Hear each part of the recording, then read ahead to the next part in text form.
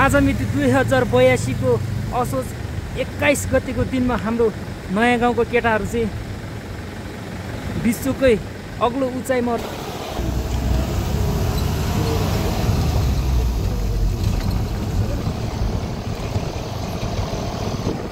Agro Manang स्याउ फर्मको चाहिँ office आइपुग्यो।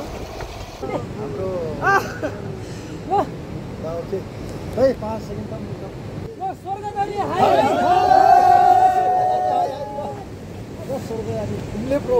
क्या ह्यान्डसम देखेको छ निल झला यार। टोली ओर्नु अब हामी यहाँ 3790 मिटर हाइटमा आइपुगेका छौँ। के छ स्टेसन चाहिँ हाम्रो बेस क्याम्प नै हुन जान्छ, किनभने आज बेस क्याम्प पुग्न सकेन भने सब ग्रुप यता यता हेर हामी बेस क्याम्प कता छ यहाँनिर प्याच यो खुर्सानी लगायतको यो विभिन्न टिमुर लगायत धेरै थरीका यो हाम्रो अर्ग्यानिक मसला छ यहाँ। यसले चाहिँ हामीलाई त्यो 81 तपाईहरु त अब जसो तसो घुमेर आइहाल्नुभयो। अब हामीलाई त अब म चाहिँ फर्स्ट टाइम चाहिँ यो तिलिचो लेक आउँदैछु। विश्वको अग्लो उचाइमा रहेको तिलिचो लेक आउँदैछु। तपाईहरुको तिलिचो लेक जाँदाखेरि अनुभव कस्तो रह्यो? हाइटमा रहेको यो सिरिखर्का आइपुग्यौं। अगाडि हिँडेको टोली सिरिखर्काको होटलमा पुगिसकेका छन् र म चाहिँ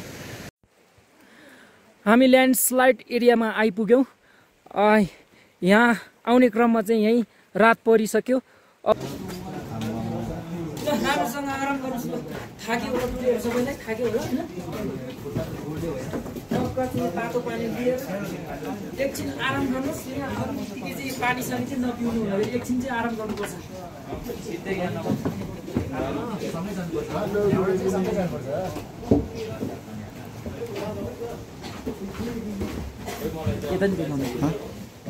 त्यहाँ नि भाषा ढुङ्दै हामीभन्दा चाहिँ अगाडि केटाहरू सबैलाई चाहिँ एकदमै भोकाएको रहेछ। हतार हतार तरिकाले चाहिँ खाना ल्याउने बित्तिकै खाँदैछन्। माथि आकाशबाट पानी पनि परिरहेको छ। बिहानको 4:40 बजेको समयमा हाम्रो सबै टोली चाहिँ होटलबाट चाहिँ चिया नास्ता गरेर चाहिँ निस्किँदै अब थकित भयो। म 22 घुम्तीमा हिँडिरहेको छु। यस्तो स्वा भइसक्यो। सब चाहिँ हिउँले ढाकेर चाहिँ सेतामी भएको छ। यो 2 जना टोली खाङसरमा बसेको 12 जनाको साथीहरू चाहिँ तिलिचो बेस क्याम्पबाट तिलिचो लेकको लागि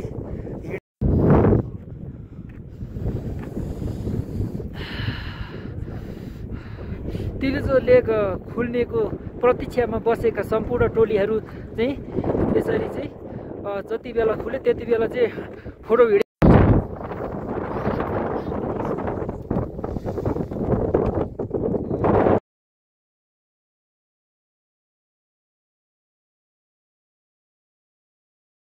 उहाँको व्यवस्थापनमा चाहिँ हामी फेरि मनासुलु होटलमा चाहिँ उहाँको अनुरोधमा उहाँको व्यवस्थापनमा हामी आज बेलुकाको बास फेरि पनि हामी चामीमै बस्न सफल भएको छौँ। हामी सफल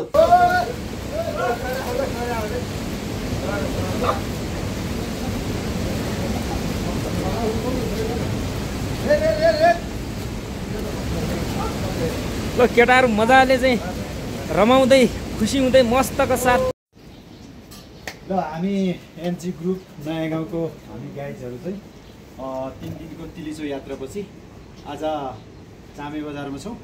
चामे बजारको यो अब हाम्रो जुन यो मनाङ जिल्लाको चामेमा चाहिँ हाम्रो सशस्त्र प्रहरी बलको वरिष्ठ हवल्दार मनोज गुरुङ सोल्टी, हाम्रो आदरणीय सोल्टी उहाँको कार्यरत चाहिँ यतै हो, चामे बजारमै हो बस्नु।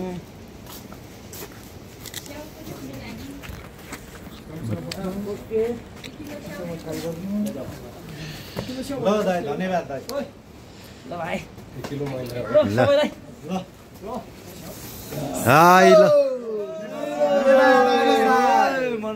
फुटबल धेरै धन्यवाद छ ल